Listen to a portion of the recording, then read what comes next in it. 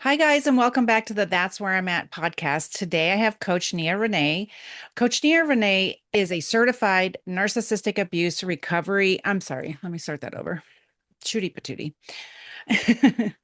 Coach NiaRenee is a certified narcissistic abuse relationship recovery coach, author, and advocate dedicated to helping survivors rebuild their lives after emotional and psychological abuse.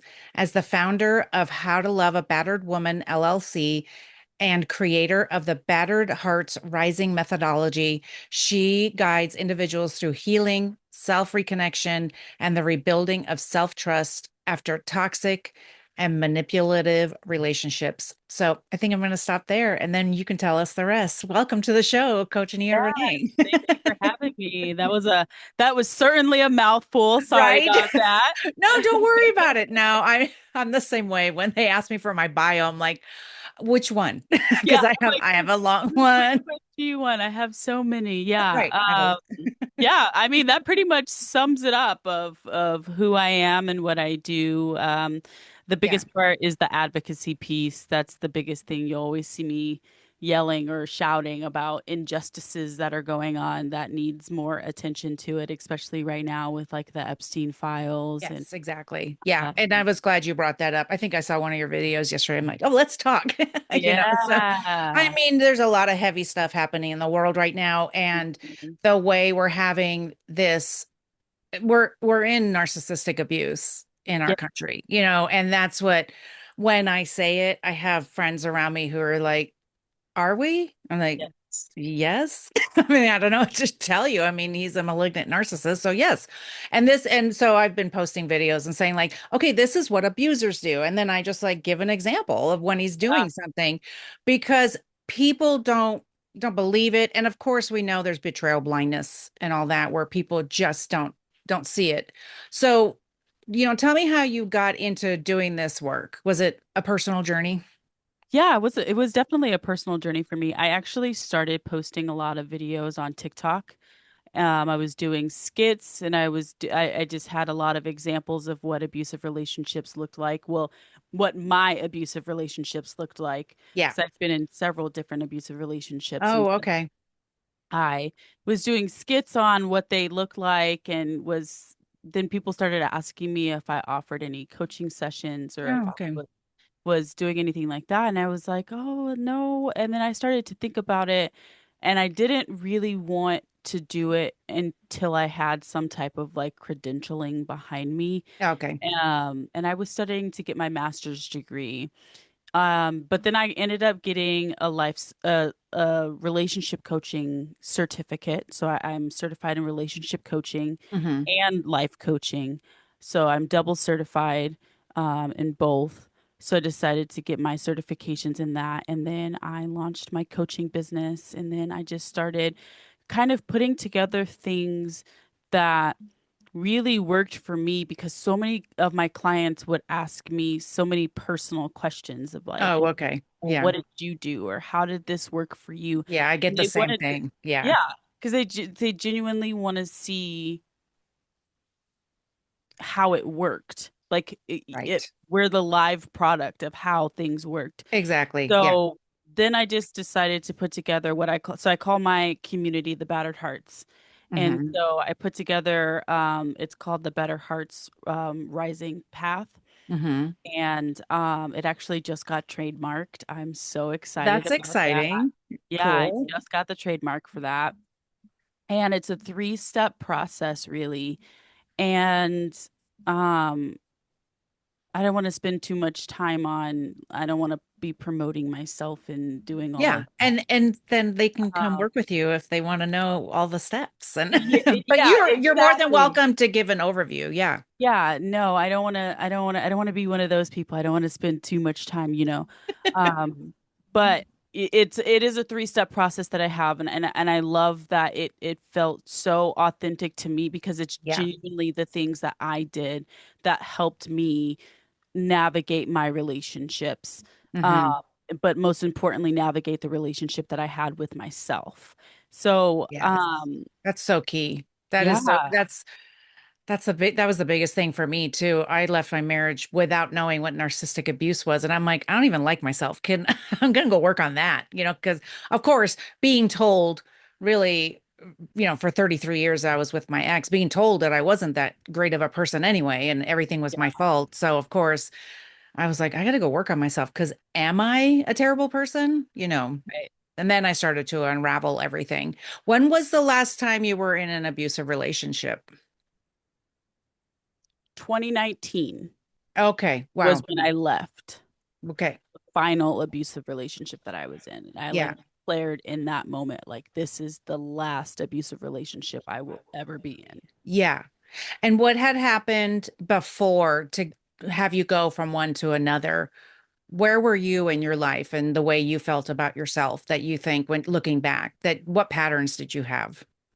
A lot of what I endured honestly came from my childhood. Okay. So I'm Yeah. a childhood sexual abuse survivor. Okay. Um, my mom, my siblings used to sexually abuse me, and then my Um, mother was a narcissist, like a malignant narcissist, yeah. which is why I feel very familiar with everything that's going on right now. Yeah. I feel like I'm reliving my childhood all over again. Right. But yeah, so the patterns from being in a chaotic household and feeling like I needed to be treated a certain way Yeah. was modeled in my childhood. Hmm. And so it led to me being in abusive relationships, and those relationships felt familiar, so I thought that I Right. was supposed to stay in them, um, because that's just how relationships are. And Right. that's not the truth. That's just not how relationships are. But how do you know that when you're caught up in the middle of it and that's Right. all that you know? Right. If that's the only thing that's been modeled to you. And also, I didn't really know until I started doing the work I think I had a subconscious thing of, I don't know if I deserve anything better than Mm. this. Because I'm doing my very best. Right. That's what I thought. I thought I was working hard. Every time he had a problem with me, I was working hard to change it. So I was the best I could be, and he seemed like such a great guy. Everybody thought so, and that's why I had a covert narcissist, and so that's why I named my book, Married to a Nice Guy, because everybody thought he was such a nice guy. And so Mm. it was so confusing. I was so brainwashed because I thought everything's my fault. And he's so great. And he would even say, everybody likes me but you. And I'd be like, maybe I'm missing something because I Yeah. don't get it. Right. Yeah. Yeah. I The, think oh, I go think ahead. that's the hardest part, because Yeah, it's like you guys have no idea what's going on behind closed doors. that's it. And we sometimes we try to, like, when I so like I just had this realization the other day, like Uh-huh. I'm removed from my abusive relationship from college. Like, that guy is just now some guy I dated in college. Okay. It's not my whole entire existence of like being Yeah. still so wrapped up in the fact that he had abused me. Yeah. And you get what I'm saying? Like, I'm not Yeah. trapped in that bubble of like, oh my Hmm. God, that my abuser did, like, he's just a guy that I dated once Hmm. in college now. Yeah. But when I dated that guy in college, we had this image around the college campus and with our friends. And even when Oh, social media was starting to, like, Instagram was starting to be a yeah. bigger platform, like, we were that couple on social media that everybody Yeah. was looking at. And so we had this image to preserve. But then Yeah. it's just like, you guys have no idea what's going on behind closed doors. And Yeah. then when I finally try to tell you guys what's going on behind closed doors, you're like, oh no, you should stay because he loves you so much. And it's just Yes. like, I'm crying, like, I'm screaming for help Right. because I'm doubting my own instincts. Right. Exactly. And that's the hard part. And even with everything going on now, look, as I don't have childhood sexual abuse, but this is all too familiar for me too. Hearing, are you sure that happened? All those things. So, like having women come forward and say, like, and then also having facts out on the table saying, like, this happened. Are you sure? And you Yeah. know what? We're not really going to do anything about it because he seems like a great guy or they seem like great guys or whatever. It's so hard. I have a somebody who was on my show and she goes around the country to colleges actually speaking about this kind of thing, like, intimate partner violence and just all these things, right? And hers was a similar thing. She had a boyfriend in college and she's made a career of it. Is it her identity that was her abuser? No, like she now helps people. And so Yeah. totally, Like, it totally makes sense. It's a balance, right? yeah. No, I looked at that too. It's like I at one point I was so consumed by it, but now it's just a story that I tell. Yes, exactly. Yeah, It, and the it, people can relate, yeah. especially at that age. Like we do not have a full brain making any kind of good decisions. We don't realize that a lot, especially, but the thing is too is like the thing that frustrates me the most, and though I realize that like it's fiction and I understand that a lot of Okay. like things are fiction, but it's still so normalized Hmm. in the media. It is. Yeah. Domestic violence, Yeah. Yeah. it's so normalized. So when you have relationships that mirror what's happening on TV, like how do you know? Yeah. Do What's you wrong get and what I'm what's saying? Well, yeah. yeah, And so exactly.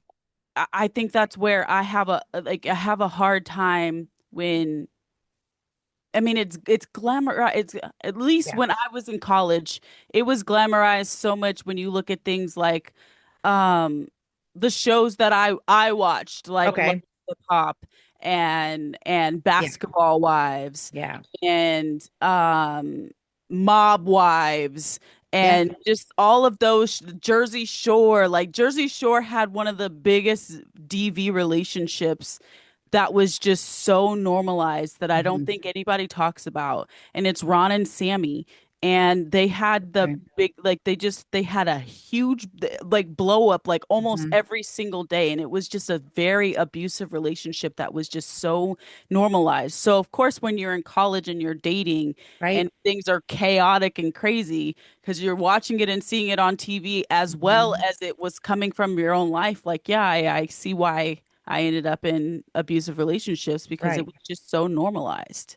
Well, and I talk about that all the time, how we're so societalized as women with so many things, the Disney movies, right? And it's like, and the love bombing, and you say no, but they pursue you until you say yes, and it's romantic, and it's like, no, it's crossing boundaries, Yeah, it's and all that love bombing and the sweeping you off your feet, the fairy tale.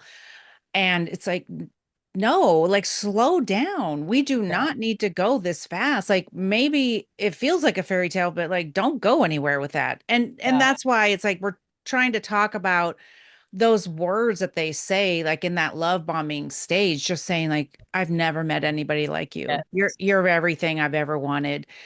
And The for me, grandiose, what was that? very grandiose. Very grandiose. And for me, I had such a deep need to be loved. Oh my God, that listening to that, my God, I bought it hook, line, and sinker, and so that's the hard part and why it feels good for somebody to say that. But I mean, we ran to the altar and all those things. And so it's like we can slow down. We can slow down because you need time to see what's going on around you, to see how they are. And maybe you'll be able to see when the mask starts falling off or paying attention to, like, I always say, like, listen to those backhanded compliments when they're telling you, I was just kidding, Yeah. all those kinds of things. But that's why I always talk about it. If we don't love ourselves and have those good boundaries, those healthy boundaries, that kind of stuff just went over my head. And I was like, oh, he didn't mean it. It's okay. He didn't mean it. But Because I also grew up like that. yeah, well, and then, well, exactly. But I think it's deeper than us loving ourselves. I think Mm, it's much deeper than that because how do we love ourselves if we've never been shown how to be loved yes. Oh, properly? for sure. For sure. It took Yeah. me until I met my best friend, fully platonic relationship with Uh-huh. my best friend, and she has given me love, conditional. And because I believe love is conditional. I don't Yeah. believe love is unconditional. Right. I believe love is conditional. Yeah, I love that. But Yeah. it was in structured and showed me what healthy love was. And she said, if people in your life don't treat you the way that I treat you, which by the way is the bare minimum, Wow. then they shouldn't be in your life. And that opened my eyes so much. Yeah. So my comparison to people, I'm just like, do you treat me the way my best friend treats me? Right. And I married the male version of my best friend. I love that. It's like literally insane. Like they're both blonde, blue-eyed. It's insane how similar they are, honestly. Well, she told you. But she did Right. tell me. But yeah, no, she did tell me. So shout out to my best friend for that. But I love that. I think sometimes it's deeper. I think sometimes I really hate when we say, well, if I just loved myself more, Yeah. because how do you know Right. what love is if it was never modeled for you in a safe way? Right. So we still bear responsibility that doesn't belong to us. Yes, you're right. I mean, you're right. And so it's really okay. So loving ourselves, but really looking at our patterns and then learning or Mhm. having to unlearn Yeah. patterns and then learning new patterns as we're going forward. Yeah. Right. Yeah. Okay. All right. Yeah. Yeah. And it's yeah, that's why to me it just breaks my heart. I work with women in midlife who were in marriages or relationships as long as I was, okay, decades. And it breaks my heart in my groups. They're like they just threw me away. And it's like I just that was the most painful thing because to be that I couldn't reconcile that. I had such a hard time going, I really hate this guy and I really miss him. My brain did not even know how to work with that at all. But until I understood, I could feel both things. But man, that was the hardest thing. And so just talking about that in my groups and how we have to work through that with the trauma bond. Are you guys talking about that in your coaching and all Yes. that? Yeah. Yes. Trauma bonding is definitely discussed. It's one of the major focuses in the first phase of my coaching program. Uh-huh. It's focusing is a lot focused around that. I think the biggest thing is teaching self-awareness. Yeah. That is because the more you're self-aware, the more you pay attention to what your body is telling you, the It's more that you good. listen to your gut instincts, the more you realize that you trust yourself to make decisions, Yeah. the more it helps you have those intentional relationships with the people around you. Because if you're anxious around somebody, then you got to pay attention to why you're anxious around that person, Right. right? If you're Hmm. scared around someone, you've got to pay attention to why you're scared around someone. If Hmm. you're free and able to be yourself, you got to be able to pay attention to your to that as well, and being able to see the good that's in that. But in doing that, we have to be self-aware. But Yeah. sometimes for us, when we're still in the victim stage, Yeah. it's hard to feel that pain. It's hard to Yeah. acknowledge the pain that's there because it feels like it's going to break you, and it feels like you're never going to get to the other side of it, and that's not true. You have to give it a chance. Yeah. Exactly. It does feel so hard. And that's why we need to keep talking about it. It's like, look, there's hope. Like you're gonna be okay. Yeah. And tell me if this happened to you when you started healing and being more aware, having new patterns, all those different things, setting healthy boundaries, that there were certain people in your life that were no longer there. There were just like the friendships and I don't know, just things like that. The friendships and things were starting to look a little different. Yeah, so I've lost a lot of friendships, Mhm. if I'm being honest, Yeah. because a lot of those relationships mirrored my childhood relationships. Wow. And I didn't realize that.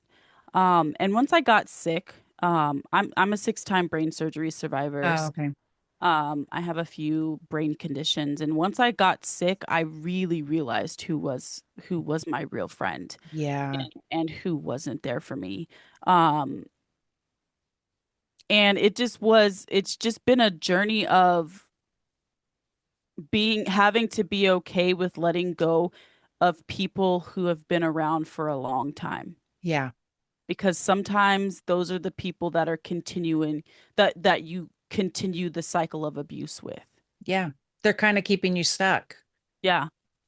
I had that issue. I did have some close friends that I kept when I was in therapy, and I was like, I don't know. I feel like I'm still in like this cycle with them.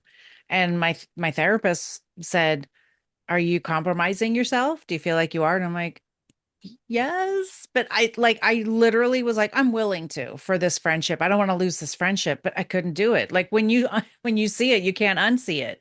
And so there was no way for me to continue moving forward with any kind of integrity, to continue a friendship where I'm like, oh my gosh, you're almost like my ex-husband, and I can't continue with being treated the way I was being treated. It's hard, and I think it's hard when I'm talking to women who are like, I'm surprised at the people who left my life, and I try to remind them, because people had to remind me, the bad people, or the wrong people, I should say, the wrong people are going to leave your life, and there'll be room for the right people to come in closer. Yeah. It's Yeah. yeah. And also being a little bit more being cautious but being open Yeah. to new relationships Hmm. and giving yourself a chance to allow new people in, new safe people, Yeah. um, at your own pace. You don't Hmm. have to rush it. You don't have to be at anyone else's pace but your own. Yeah, that's for sure. Yes. I think talking about different ways of healing and different things to try, I think is good to share. But like we were talking about at the beginning, it's like people want to know, like, what did you do? How did it, because they see like the success on the other side. It's like you're not going to go through the exact same thing. Right. Everybody has their own journey to go on. So I always try to give ideas, but it's like what's going to work for you is going to be different than maybe what worked for me. Yeah. I cried a lot and I talked a lot. That's what I did. I cried a lot, but I talked about it a lot. Yeah. I'm I just glad you said that, because I never cried so much in my entire I life. mean I cried so much. It just happened. I just needed to get out all of that pain. Yes. All the times I couldn't cry because there are times where Right. you're having things said to you and you're in the middle of one of their tantrums and you if you react, Yeah, of course. it's gonna make them react even bigger. So I cried for all the times that I couldn't cry, and Yeah. I started talking about for all the times that I couldn't talk, for all the times that I couldn't talk back, for Yes. all the times that I started to take my voice back. So I cried a lot, I talked a lot, I journaled a lot, Yeah. I wrote a lot. I really honed in on how I was truly feeling and Yeah. acknowledging what I needed outside of that. And that's honestly one of the biggest things that I tell my clients is like pay attention to how you feel and what you need Yes. moment. Like Yeah. how am I feeling right now and what do I need? Yeah. The other thing I did a lot, of course, was sleep, because my nervous That's system was regulated. But job. yes, I've never cried so much in my life. And I did. I felt like all the years, all the decades were just being cried out of everything. And there was a time where when I started my podcast, it was like maybe 9 months or so after I got out. And I was in the middle of doing something. And I said, wait a second, did I start a podcast because nobody would listen to me? Yeah, yeah, Yes, I did. yeah. So, so when I first started, so I was just making these nice little videos on social media because I got a divorce for irreconcilable differences. Mm, Okay. And then 3 months later, the bomb dropped, and I found out all the lies, and I started unraveling everything, and everything came into focus, and I started finding out what he was doing and what he had done. And so then I started making some really snarky videos, and it was great. But it came from a place like you just said. I needed to talk, so I talked. And if that, I was never this person. Like 3 years ago, 3.5 years ago, I wasn't this person. I would never have a microphone. I would never say what I really truly believed. I would never give you my opinion because I was too scared that you would reject me. Yeah. And so, when did you start doing things on social media and what did that look like? I started on 20 in 2021 and I got on TikTok. I got on TikTok at the end of 2020 Okay. and then I started maybe 2021.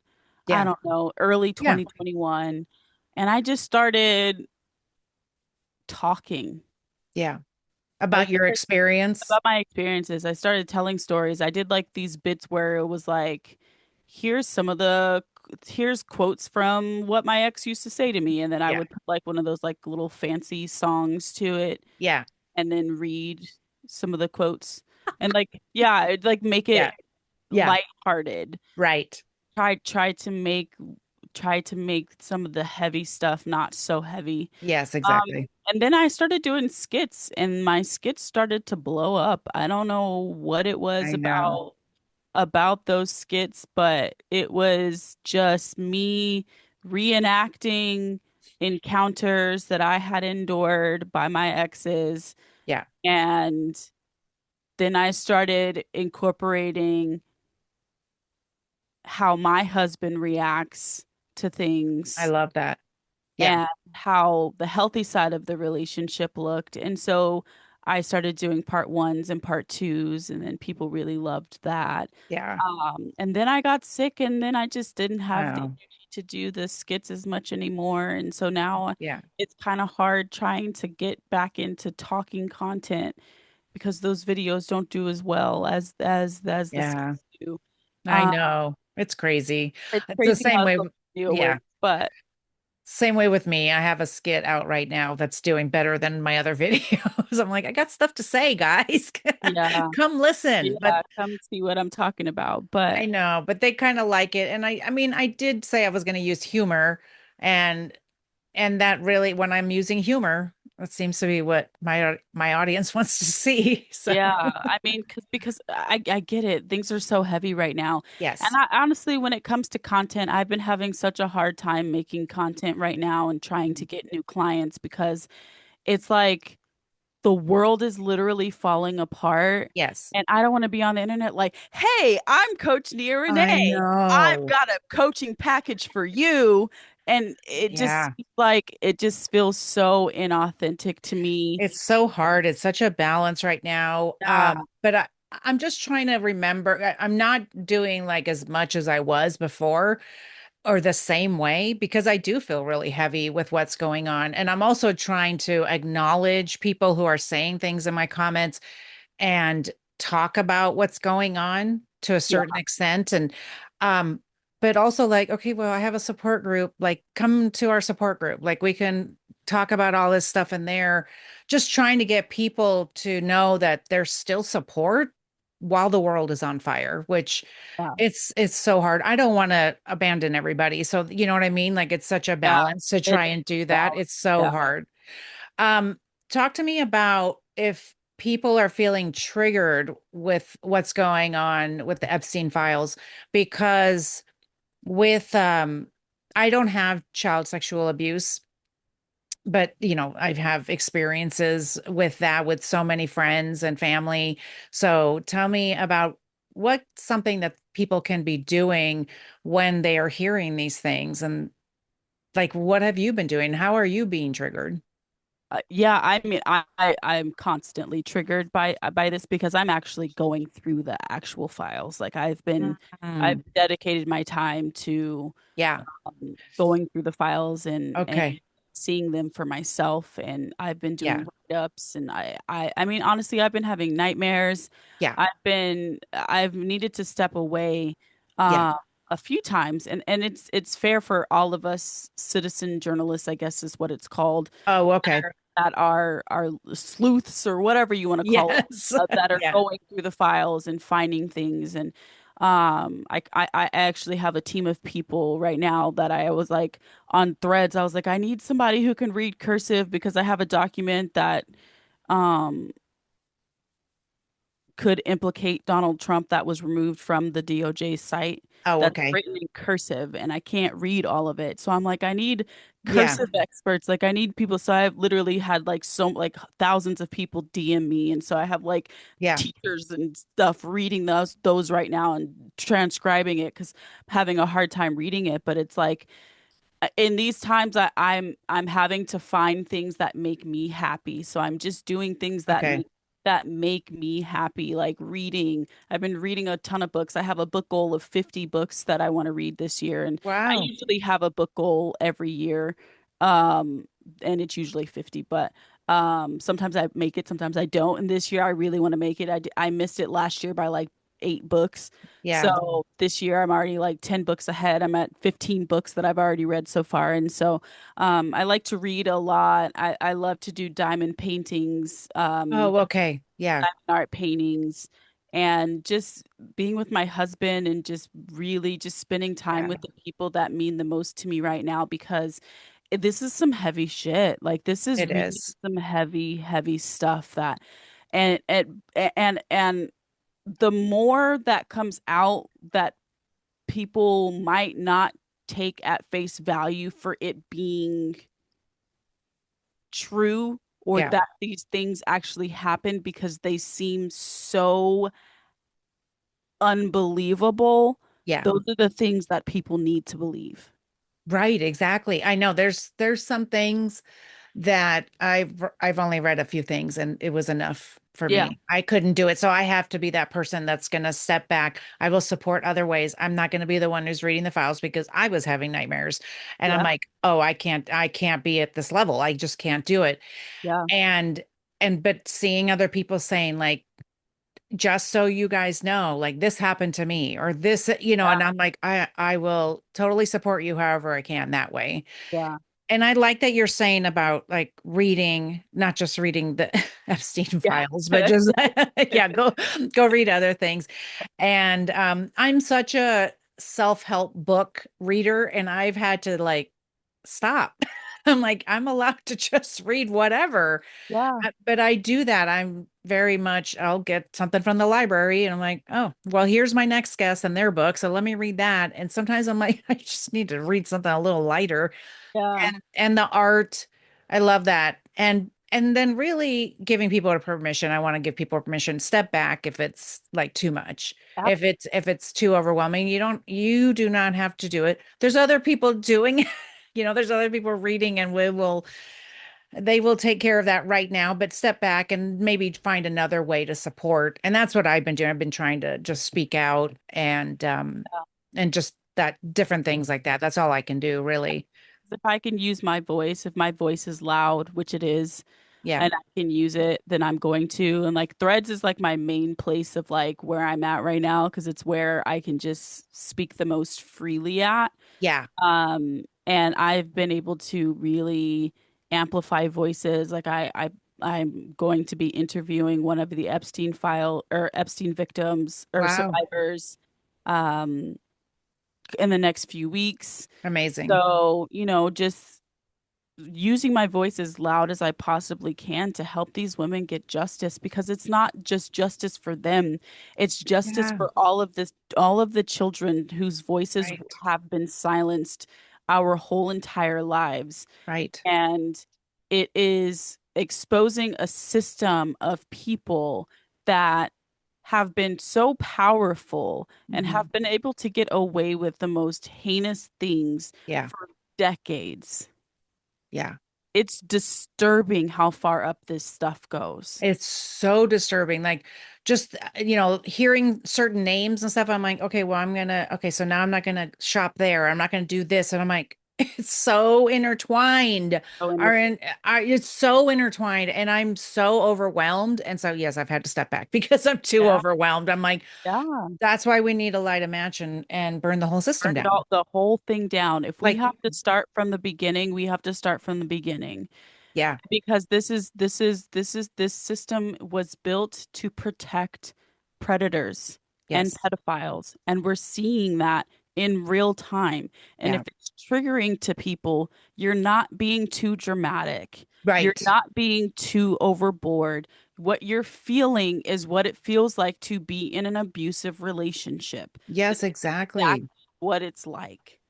That's why that's what I've been doing. I've been using my voice because Yeah, I'm on my personal platform. I'm like on my personal page with my Instagram and stuff like that stuff. I'm not posting those kinds right. of things all the time, but I have started to because I'm like, Yeah, I can't do that. So I'm doing it a little bit on my podcast page. I get a little bit of backlash, but I'm like, this isn't the right place for you. I'm yeah, like, it's not the right place for you. I'm literally talking about narcissistic Yeah. abuse. I don't know what That's to what tell I you. said. On Facebook, I made Yeah. a post and people were like, "It's so disappointing that you're making your page political." And I'm Yeah, just like, narcissistic abuse, it doesn't stop just because it's in political places. Like, I'm gonna exactly. call out the narcissistic abuse that we're being subjected to at such a high level that we're all being psychologically abused right now. Like, we Right. just had someone, the president of the United States just did a State of the Union address telling us that gas prices are lower, Yes. telling us that grocery prices are lower. Right. And we all know, and we know because we're paying gas prices that are higher and Yes. for groceries that are higher. And Yes. they're trying to force it into our brains that we're really living a better life than what we're living. That's Right. psychological warfare. Exactly. And that's so anytime I have a video of him or whatever, I'll then make my own talking head. Okay, so this is what abusers do. Let me tell you Yeah, what he's doing so that people know. And that's the thing. Yeah, because I mean, thank God for fact checkers who are like, yeah, okay, the only place in the country that gas is whatever to whatever that he said is in this city. Nowhere else is it that. You know what I mean? And that's the thing. It's like we know from day to day what our life looks like. We know that we're struggling.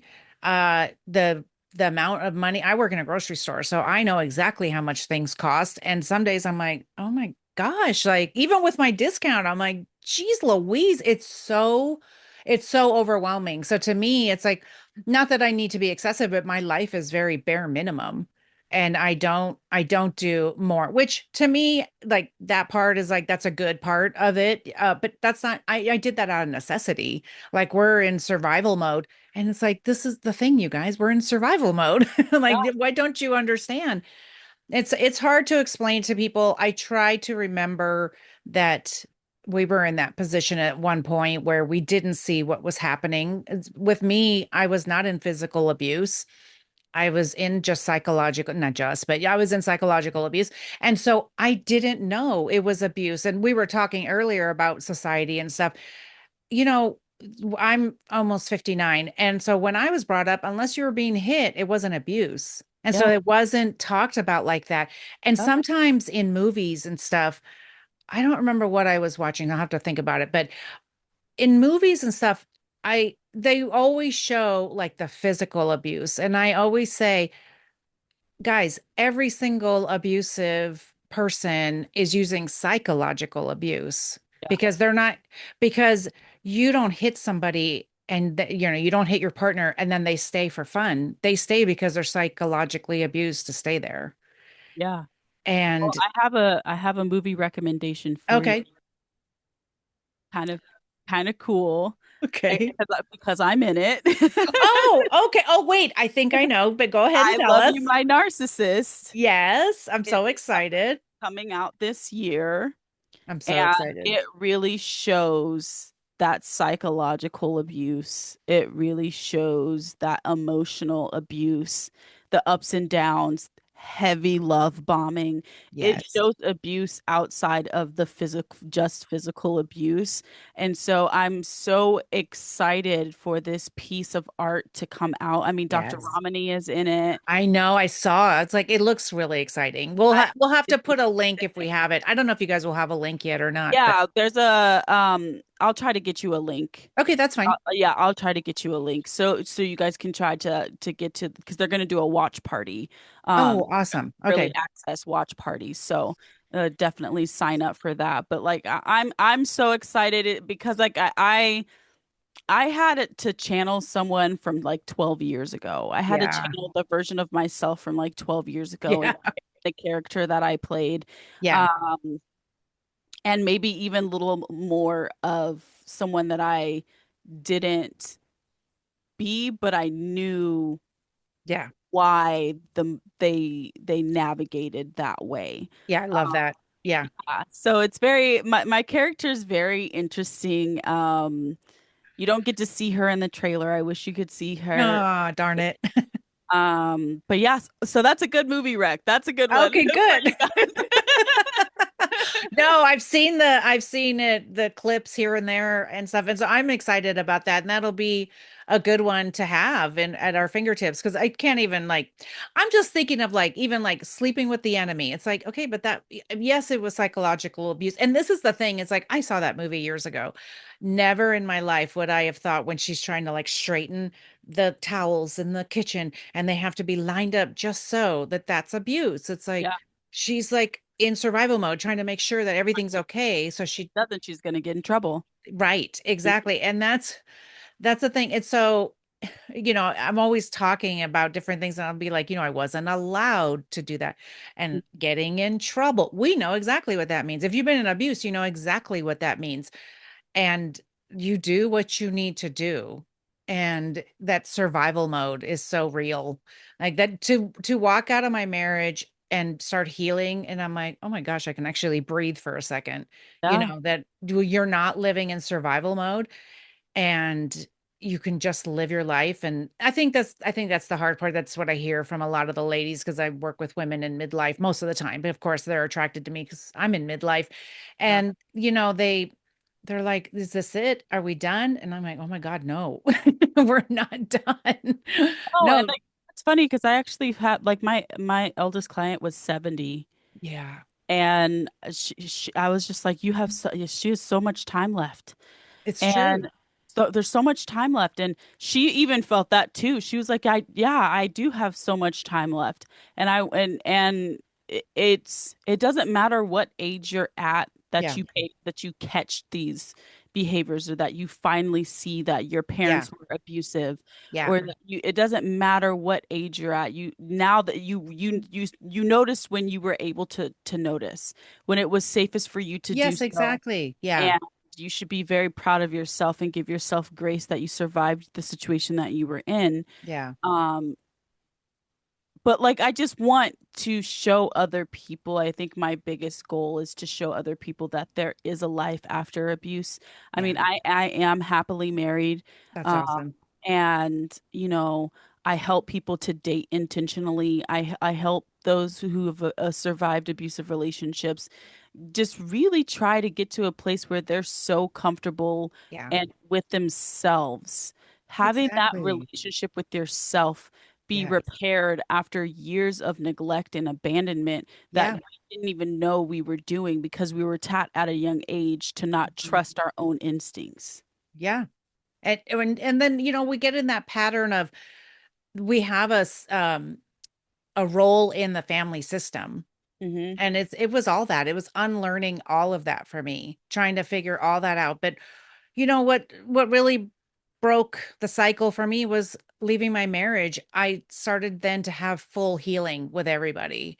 Um, People who were supposed to be in my life were, and then the people who weren't, who didn't like Laura with boundaries Mm, left. And I had so much healing with my kids, because even though they're adults, they saw it all and they saw more than I thought they did. They are very well aware. And so now everybody's doing really well and healthy. yeah. Thank God. Thank God. So we can actually talk about things when things are happening and with the state of the world and everything, we can actually have conversations and they're aware because they're, like everybody's healthy and going to therapy to undo what they had to endure Yeah. in their childhood, which we've had tons of apologies. So no, I can't fix the past, but I've apologized and that's been something for them for sure. Yeah. Good. Right? Love that. I'm breaking the cycle. Yeah. I'm not going to keep going. That's for I sure. love I love that. Breaking the cycle is so important. And I think a lot of us have reached that place. Yeah. of really wanting to break the cycle, at least when we're talking about relationships with our parents.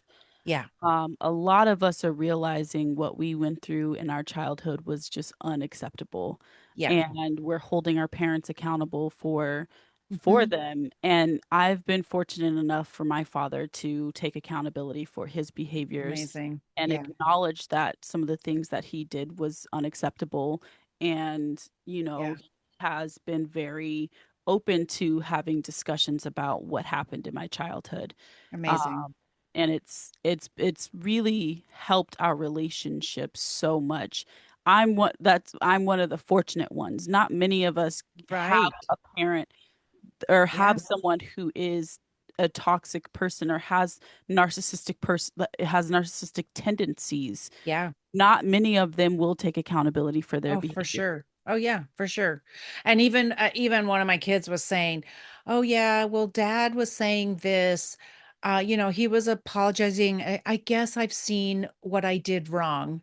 And they're like, "Doesn't sound like it."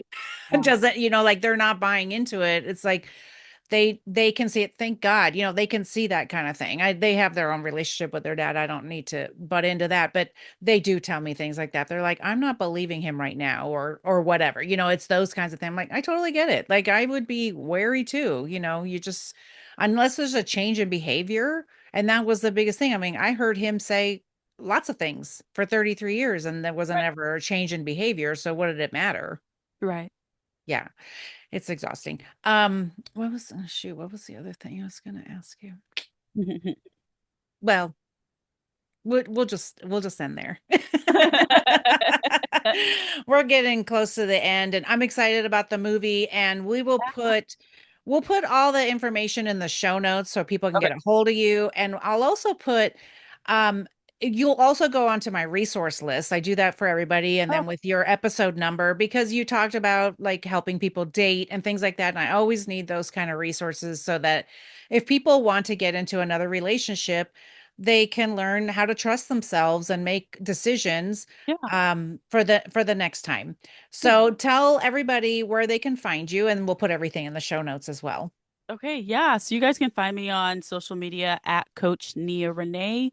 That's Coach N as in Nancy, IaRenee. NiaRenee is my first name. So just in case you guys do shout me out and say, hey, NiaRenee is my first name. You can find me on Instagram, Threads, Facebook, TikTok, YouTube, Awesome. all the things. Awesome. We'll put everything in the show notes, and you guys really connect with her and see if there's anything that she can help you with on this journey.